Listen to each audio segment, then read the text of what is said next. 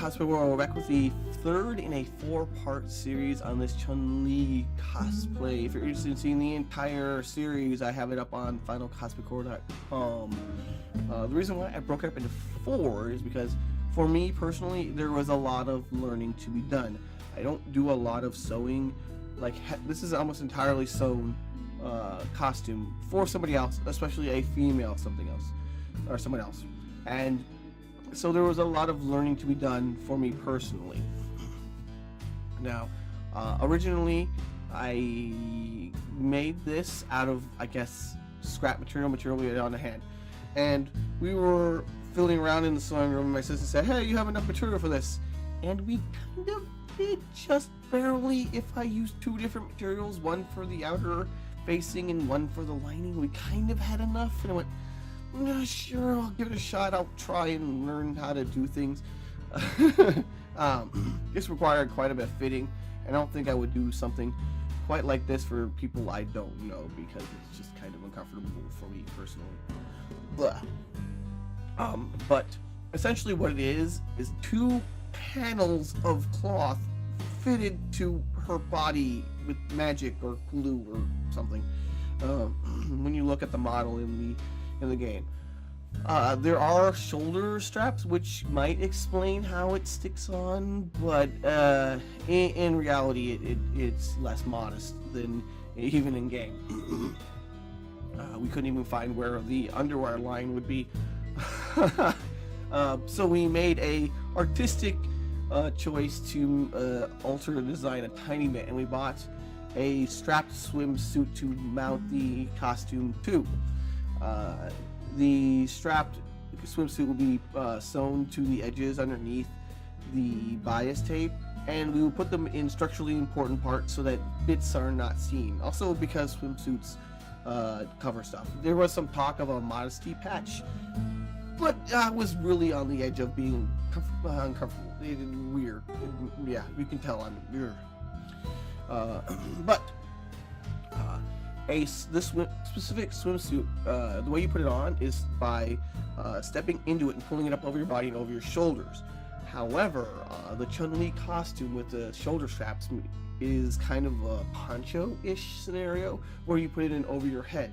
So when you combine the two, they don't really work super well as a costume.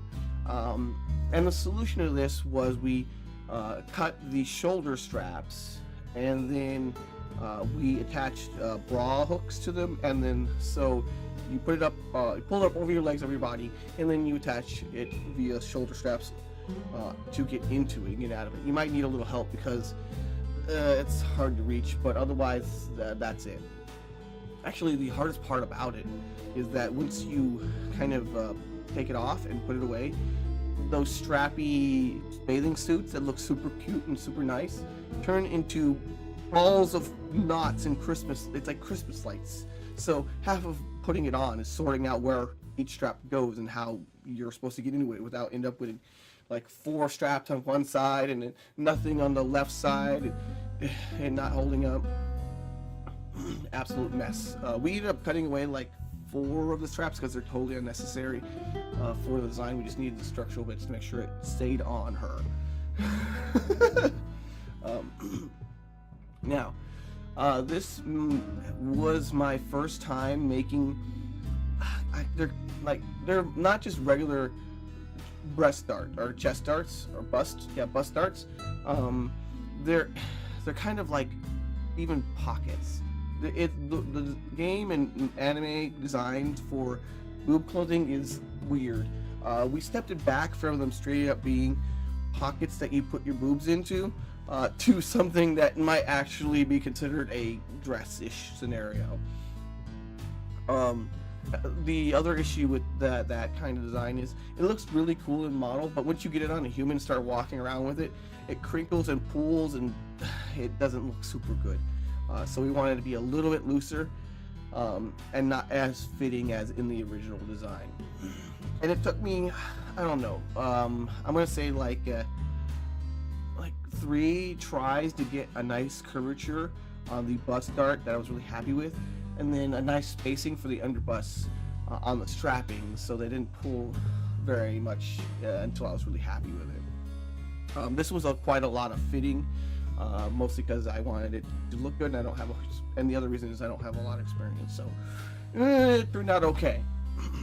The other thing that came up in the design is Chun-Li is very, very tall, very thin except for her thighs, and so the design of the pattern on the front and on the dress in general gets warped and distorted when you have someone who doesn't fit those proportions. So if I try to truncate the design on the dress to fit these specific proportions, where like say it ends at the knee, it would look all smushed and weird. So what I ended up doing was bringing the design down farther on the front and the back than in the design work, but ended up making it so it doesn't look super smushed and weird. And I widened out obviously the base because a real human has internal organs and muscle structure, and also we want to be able to walk around a convention with this without getting too harassed with it. So to make the pattern on the front look nice, I kind of stretch it down farther and to even out the positioning. Otherwise it just looks like this weird scrunched up bit. The patterning was done with a chalk pencil and a chalk marker. It's like a chalk, it's just like a eraser. It's almost like a eraser, but it's made of chalk, drafting tool.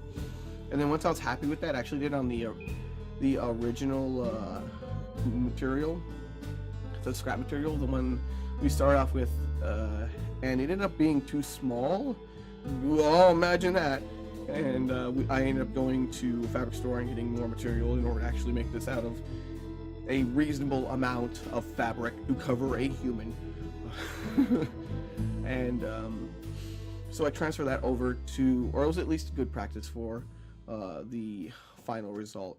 And we're gonna go into all of the bias tape and the detailing in the next video. The real big issue here is doing proportions with someone who doesn't have the right body size or doesn't have a matching body size.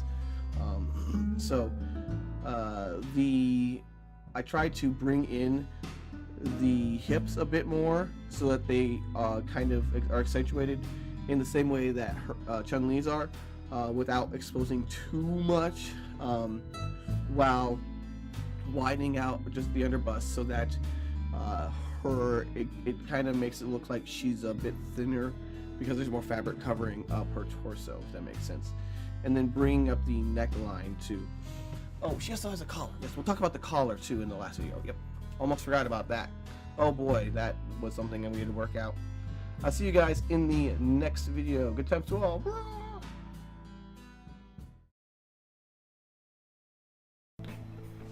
If you think this is a lot of videos here on YouTube, you should check out finalcospcore.com. There's at least twice as many videos, extended versions, walkthroughs, photographs, just a ton of stuff. I hope you guys check it out. Good times to all. Rah!